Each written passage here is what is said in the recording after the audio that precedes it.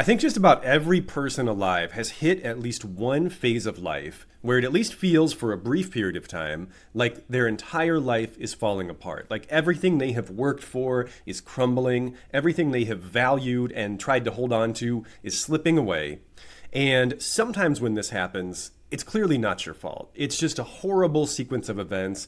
It's bad misfortune. It's sort of like a perfect storm type situation. Sometimes it's other people betraying you or abandoning you. This content is not about those times. Now, feel free to watch it no matter what. But specifically, this content is about the phases of life when all of those things are happening. And when you really take a deep, honest look at what caused those things to happen, you realize it's mostly, if not entirely, because of you and your own choices and your own actions. I consider myself an expert on that topic because I have ruined my own life several times. Each time I have ruined my life, I have eventually been able to rebuild it from what seemed like it could potentially be fatal damage, only to ruin it again in a different way. And I'll give you just one example, and this is probably the lowest intensity example that I have because I want to keep this content, trigger friendly and trauma friendly. This one's pretty specific to the extent where there's little chance that anyone listening to this has even experienced this. So it's unlikely to trigger any of your own stuff. But when I was in grad school, when I was getting my doctorate degree, I had started to work on my doctoral dissertation paper the first couple of years of grad school, and then things got really busy with work and with classes, and I kind of shelved it for a while. Right before I was supposed to submit it for IRB review. IRB is the review board. They make sure that your study is, ethical and you're not going to be, injecting people with weird substances or anything like that. Basically, that you're not harming your participants. So I shelved it right before applying for IRB approval, stopped working on it for a couple of years, honestly, and then picked it back up when I was getting ready to start my pre-doctoral internship. Long story short, just before, weeks before, I was supposed to start my internship. I'm done with my classes at this point. I've been in grad school for 6 years at this point, counting my master's. I get an email from our director of training saying, hey, we can't find your IRB approval for your research paper, which was almost done at this point. Can you please just send that to us when you find it? So I'm looking. I'm like, I knew I got a new computer at some point in there, so I even looked on my old computer. I am not finding my IRB approval. And then I get this sinking feeling and I realize I didn't ever do it. I did not ever submit my study for IRB approval, and I don't know what that means. So I came clean. I told them what happened. I said, look, here's the situation. I messed up. I didn't do this thing. What do we do? And at first they said well, we don't know because, and this is my phrasing, no one has ever been that dumb before. So this is unprecedented territory and we aren't sure what to do. There was a long period of time when they were very back and forth on things, and they made it very clear that one thing they were considering was removing me from the program. Grad school credits don't really transfer very well typically because every program is very different. So if you get kicked out of a doctoral program, you're probably starting over if you even want to try again. So at this point, I'm 28, 29 years old. I've been in college for 10 years at this point, and I have basically nothing to show for it. I have a bachelor's and a master's. You can't do anything with those in mental health. You might as well have a high school diploma. They don't really lead to job opportunities. So at this point, I'm thinking, if they kick me out, I'm not going to do another 6 years of this. I'm going to do something else. I was looking into how do I get a real estate license? Because it felt like professionally, at least, everything I had been working towards for a decade of my life, tens of thousands of hours, was potentially about to be pulled away from me. And it was because of my own mistake. Obviously, that didn't end up happening. The rest of the story I've shared on another video before. It's not really congruent with today's video. That's just an example of the type of scenario I'm talking about, because for months I was waking up dizzy, nauseous, just thinking this is over. I'm just screwed. And I was married at this point. We were thinking about starting a family. I'm we can't start a family if I don't make money. What the heck are we going to do? So that's the kind of thing I'm talking about. And as much as I wanted to say, well, why didn't my director, why didn't my chairperson for my research paper also realize I didn't have IRB approval? It was my fault. It was. Now, I'm going to talk to you today about 7 strategies that I have used to recover from periods of life like that. And again, that being probably the least dramatic example I have. Before I get to those 7 strategies, I want to just briefly acknowledge the sponsor of today's video, Grow Therapy. Finding a good therapist can be an absolutely life-changing thing, but the process of finding a good therapist, frankly, can be an absolute nightmare. At least in my experience, it typically involves spending a lot of time waiting for phone calls back from offices, days, sometimes even weeks, only to find out that the provider you were really hoping to see is also booked out for weeks, so then you wait a few more weeks to get on their schedule. And then half the time when you actually meet this person, after months of waiting at this point, you realize they're not as good a fit for you as you were hoping they would be, and you have to restart the process all over again. Grow Therapy is a platform that connects therapists with clients in a very simple, rapid, direct way. So as a client on Grow Therapy, you can browse directories for thousands of diverse therapists in your area that offer both in-person and virtual sessions. You can look at their headshots, you can look at their bios, and you can really make an informed decision with a lot of data about who you want to work with. From there, you can book directly into their schedule. It just shows you their calendar. You pick a day and time that works for you, usually within just a few days, and you are on their schedule. Simple as that. Grow Therapy also accepts over 50 types of insurance, so there's a good chance that you will have coverage for your sessions. I'm going to put a QR code right here on the screen that you can scan if you want to check out Grow Therapy. I'm also going to put a link to their website in the description of this video, so you have a couple ways to follow up with them and hopefully find a therapist who is a match for you and can see you relatively soon. All right, so my 7 strategies for putting your life back together when you have ruined it, or at least it feels that way. The first is, and I kind of demonstrated this earlier in my story, to take accountability. I used to be like the king of not doing this. There's something automatic inside of me that when I've screwed up and I know I'm in trouble and I know I should feel bad about myself, that wants to point the finger at everybody else. And I don't know 100% where that comes from. I think a big part of it is I often feel that I have been unfairly blamed for things that weren't my fault. And so on some level, I'm trying to even the scales, I think. But this is not a helpful practice because you cannot solve problems that you won't admit to having. Now, I don't want you to go too far with this. We'll talk about this in our second one here. Don't go too far to the point where you're just shaming yourself because that's not helpful.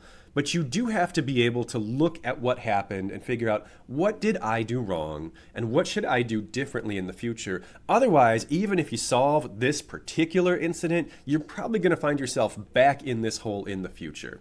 So try to understand without judgment why this happened, why you ended up in this place, and try to use actionable terms instead of just vague descriptors or even insults. So with my research paper example, my takeaway from that was I seem to have some difficulty with attention to detail. And this has always been true. So it's not like I rush to conclusions about that one situation. I tend to work quickly. I tend to rush things a little bit. And I do have a habit of skipping steps. And so acknowledging that is a problem that I have gives me a sense of direction. And okay, then I need to put some strategies or some systems in place that help me not forget important details. If my summary of that experience was, I am a moron, how does that help me? Like that's just an insult. So then my actionable strategy would be, well, be less of a moron. Well, what does that mean? That doesn't provide you with any strategy or any guidance on how to move forward. So understand and acknowledge what you did to get yourself in this situation without shaming yourself or insulting yourself, but also without making excuses or deferring blame, and just take responsibility for what happened so that you can see how to move forward.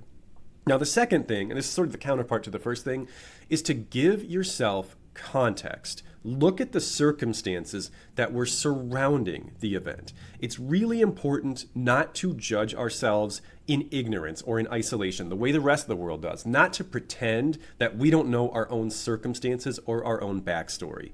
This will do 2 things for you. One, it will help you strategize. In my situation, I was definitely in a bit of a workaholic pattern at that time. And so I was spending so much time. I had 2 different jobs. One job had 2 locations. So I was driving. There was one day in particular where I actually worked at 3 different locations, plus I had a class. That's a recipe for disaster. And so realizing that simultaneously helps me say, okay, I kind of get why this happened. I do think a lot of people, if they were that busy, might miss a few key things. But then that also tells me, okay, well, then don't let yourself get that busy. Don't let yourself be in that situation, because even if you have all these strategies and systems in place to prevent you from doing this thing that ruins your life, if you get too busy, if you have too much going on, you're just kind of doomed. So make sure you understand what was happening in and around your life at that time that might have contributed to the outcome. The third thing is to remember what hasn't fallen apart. Because I know that when a few really big, really key things are lost or disappearing or falling apart, it's easy to feel like it's everything. And just, I mean, I even kind of did that in the title of this content. But when it seems like everything is changing in your life, it is really critical to remember what is staying the same. Are there relationships that you still have, even in the midst of this dark, low point in your life? Are there statuses you still have? Do you still have a job? Do you still have a degree? Are you still living independently? There are things that even during the worst periods of your life, you will be able to maintain and you will be able to hold on to. And it is important to maintain mindful awareness of those things so that you don't feel like literally everything is gone. Because if you feel that way, you're probably going to be so hopeless and so demotivated and so defeated that you have no desire to continue and no desire to try to fix the problems that you found yourself in. So make sure that you remember what you still have and what is staying the same. I'm certain that no matter how bad things are, you will be able to find at least a few things that's like, okay, I still have this. Maybe it's even just your health. Like, my body still works. Everything else sucks, but like, I'm not dying, so there's that. The fourth thing is to get help. If you were the problem, it is unlikely that you by yourself are going to be the solution. Help can come in a lot of forms. Obviously, help can come in the form of support people. It can come in the form of therapy. So getting a therapist on growth therapy, for example, or continuing to work with a therapist you already have. Help can come in the form of podcasts or YouTube videos like this one. It can come in the form of books. It can come in the form of like apps or software. That was a big part of my experience because I realized my brain just I can't keep track of all the moving parts in my life. And I had a tendency to say, like, I got this, I'm fine. And, spoiler alert, he didn't have this, he wasn't fine. And so I use a lot of like apps and tracking and to-do lists and stuff like that because otherwise I have no chance. My brain just doesn't work that way. So when you kind of know what your weaknesses are, what your blind spots are, what you need help with, don't try to do it all on your own because we don't work that way. Like, I don't think a human being can be fully independent, can do everything they need to do, fulfill all their goals, achieve all their dreams without help, without community, and without support. So when you're in those really, really dark places, that's a time to turn more to the relationships that you have cultivated that you still have. If you still have friends, lean heavily on friends during this time. If there's family that you haven't alienated, that you still have a good relationship with, this is the time to turn to them. If you have communities that you're involved with, maybe you have colleagues at work who stand by you, maybe you have like a church community or some kind of group that you go to, these are the times to really kind of like cash in the goodwill you've built up on those relationships because you're going to need some help to get yourself out of this. It is not a one-person job. The fifth thing is to recommit to your goals and values. Or if you have never really been clear on what they are, this is the time in your life to clarify those things because you need something to measure your actions against. Many of the worst periods of my life that I have caused have happened in large part because I didn't know what I was trying to do. I didn't have a clear sense of direction. I didn't have goals and values that I was trying to follow. And so I didn't have this sort of guiding light or North Star to say, I'm trying to be this kind of person.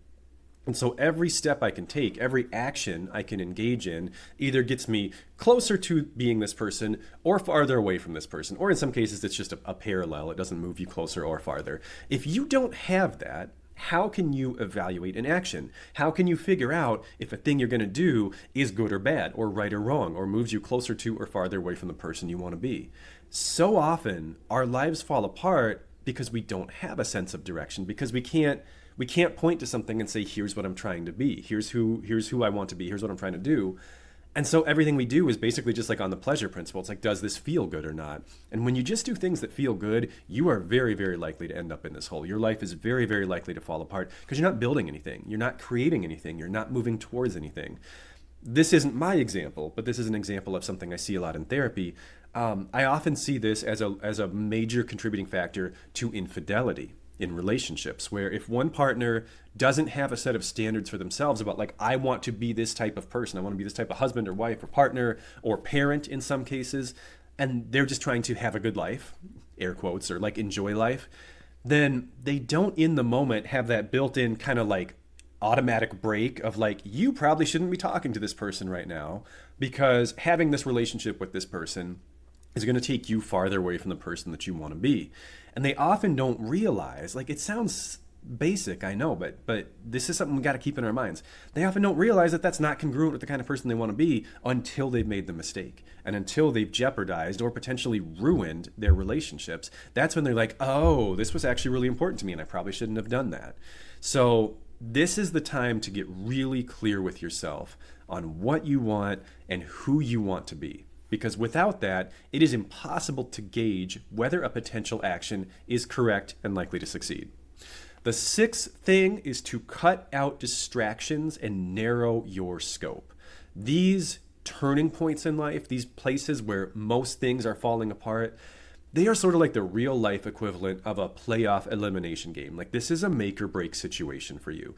This is not the time, it feels like the time, but it is not the time to overly placate yourself or overly indulge yourself. I know that when you feel miserable and hopeless and self-loathing, the natural instinct for most of us is to soothe ourselves. You know, it's to binge watch shows, it's to use drugs and alcohol, it's to lose ourselves in online worlds, you know, video games, social media, because it's like nothing feels good. There's so few parts of our day or our life where it's like, well, that was good.